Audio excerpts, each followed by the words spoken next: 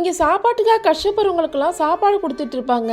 அப்போ ஒரு சின்ன பொண்ணு மட்டும் திரும்ப திரும்ப வந்துட்டே இருக்கா. அதை பார்த்து தான் அந்த சாப்பாடு கொடுக்குறவரு ஏமா நீ திரும்ப திரும்ப வரேன்னு சொல்லி கோவப்படுறாரு. அதுக்கு அந்த பொண்ணு சொல்றா, என்னோட தம்பிக்கு 3 பேர் ஹாஸ்பிட்டல் இருக்காங்க, அவங்களுக்காக தான் நான் வாங்க வரேன்னு சொல்றா. ஆனா அதை அவர் நம்ப மாட்டேங்கிறாரு. உடனே அவகிட்ட இருக்க ஒரு ரிப்போர்ட் எடுத்து காமிச்சு, என்னோட அம்மா அப்பா 2 பேருமே ஆக்சிடென்ட்ல இறந்து போயிட்டாங்க, என் தம்பிக்கு 3 பேர் ஹாஸ்பிட்டல் இருக்காங்கன்னு காட்டுறா. அதை பார்த்து தான் அவர் நம்புறாரு.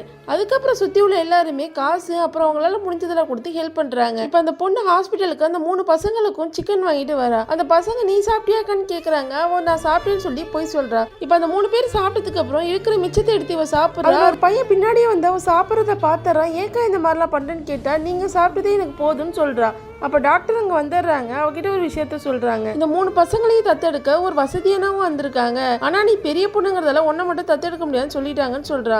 உடனே அந்த சின்ன பொண்ணு அந்த 3 பசங்கள்ல ஒரு பையனுக்கு ஹார்ட் ரொம்ப வீக்கா இருக்கும், வேற வழி இல்லாம அவங்களை தத்து கொடுத்துடலான்னு முடிவு எடுத்துறா. இப்ப அந்த 3 பசங்களும் கார்ல ஏறாங்க. எங்க அக்கா ஏர்லின்னு சொல்லி பாத்துட்டே இருப்பாங்க. அந்த நேரம் கார் கிளம்பிடுது. இந்த 3 பசங்களுமே அக்கா தன்னை விட்டுட்டானே சொல்லி அழுதுட்டு இருப்பாங்க. அதே நேரத்தில் இந்த சின்ன பொண்ணு அந்த பசங்க பின்னாடியே ஓடி வரும். அந்த நேரமா பார்த்து ஒரு கார் அவளை இடிச்சிடுது. இதுக்கப்புறம் என்ன ஆச்சுன்னு நம்ம நெக்ஸ்ட் பார்ட்ல பார்க்கலாம்.